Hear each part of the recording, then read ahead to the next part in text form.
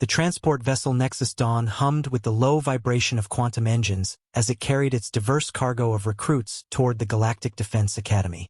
In the cramped quarters of Section C, Lieutenant Maya Rodriguez sat quietly among her fellow cadets, her small frame dwarfed by the towering forms of her alien companions. To her left, a Krillian warrior named Vex stretched his 4 muscular arms, each appendage ending in razor-sharp claws that could slice through titanium. His exoskeleton gleamed under the artificial lights, and his compound eyes regarded Maya with what she could only interpret as pity. Across the aisle, a Thoraxian named Gorth flexed his massive shoulders, his thick hide scarred from countless battles on his war-torn homeworld. Even the smallest of her companions, a reptilian Zephyrian called Slick, possessed natural armor plating and venomous spines that could paralyze a grown human in seconds. "Poor little thing," Vex chittered to Gorth in Basic Galactic, apparently unaware that Maya had studied the language extensively. How did a soft skin like that even qualify for combat training? Gortha's response was a rumbling laugh that vibrated through the deck plating. Perhaps the humans sent her as a diplomatic gesture. Or maybe she's here to document our training for their archives. Maya kept her expression neutral, though her jaw tightened slightly. She had heard variations of this conversation dozens of times since leaving Earth 3 weeks ago. The Galactic Defense Initiative had extended invitations to all member species, but everyone seemed to view humanity's inclusion as a formality rather than a genuine military contribution. The truth was, Maya understood their skepticism. Compared to the other species in the galaxy, humans were physically unremarkable. They lacked the natural weapons, armor, or enhanced senses that evolution had granted their alien counterparts. Most civilizations had developed in harsh environments that demanded physical prowess for survival. Earth, by comparison, had been relatively gentle to its dominant species. What the aliens didn't understand was that humanity's apparent weakness had forced them to develop something far more dangerous than claws or armor: adaptability. The transport shuddered as it dropped out of hyperspace, and through the viewport, Maya caught her first glimpse of the Defense Academy. The massive station hung in the void like a mechanical planet, its surface bristling with training facilities, barracks, and weapon testing ranges. Somewhere within that structure, she would either prove herself worthy of standing alongside the galaxy's greatest warriors, or confirm every alien's suspicions about human frailty. 2 hours later, Maya stood in Formation Alpha alongside 200 other recruits in the Academy's primary training bay. The chamber was enormous, its ceiling lost in shadows 50 meters above. Instructor Khan, a grizzled veteran from the warrior species known as the Valorians, paced before them with the fluid grace of a predator. His 6 arms moved in constant motion, each one capable of wielding a different weapon simultaneously. "Combat training begins now," Khan announced, his voice carrying easily across the vast space. "You will learn to fight as a unit, to trust your squadmates, and to overcome any enemy through superior tactics and coordination." He paused, his 4 eyes scanning the formation until they settled on Maya. "However, some of you may find yourselves challenged by the physical demands of this program." A ripple of laughter passed through the alien recruits. Maya felt heat rise in her cheeks but maintained her position at attention.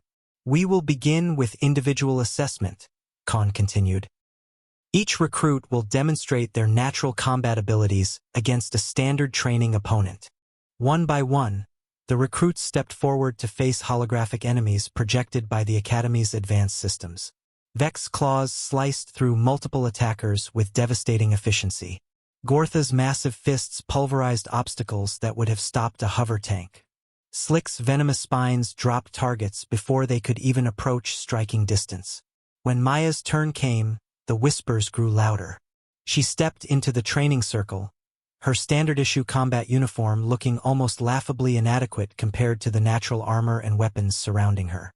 The holographic opponent materialized, a generic humanoid fighter armed with an energy blade. The alien construct lunged forward with mechanical precision. Maya didn't try to match its speed or strength. Instead, she did something that surprised everyone watching. She stepped aside at the last possible moment, grabbed the construct's weapon arm, and used its own momentum to send it crashing into the floor. Before it could recover, she had disarmed it and disabled its primary systems with a precise strike to its power core. The training bay fell silent. "Interesting," Instructor Khan rumbled, his 4 eyes narrowing. Again. This time, 3 opponents materialized. Maya's approach remained the same. She avoided direct confrontation, using her environment and her enemy's own force against them.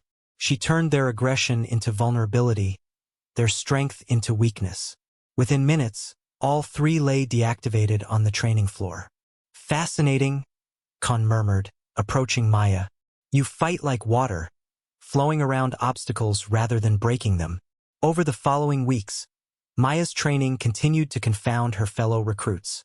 While they focused on maximizing their natural advantages, she developed something entirely different. A fighting style that assumed physical inferiority and turned it into tactical superiority. She studied her opponents obsessively, learning their patterns, their blind spots, their overconfidence.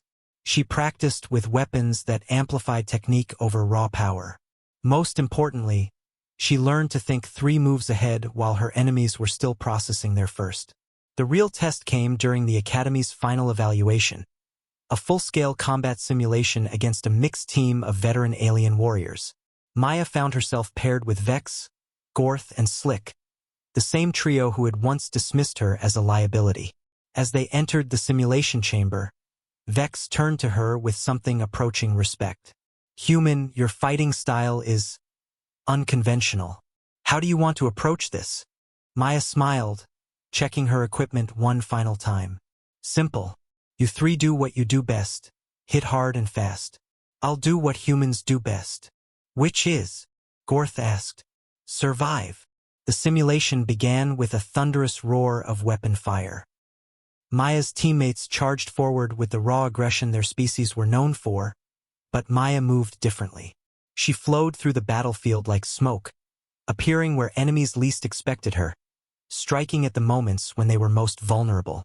She didn't try to be stronger than her opponents. Instead, she made them defeat themselves.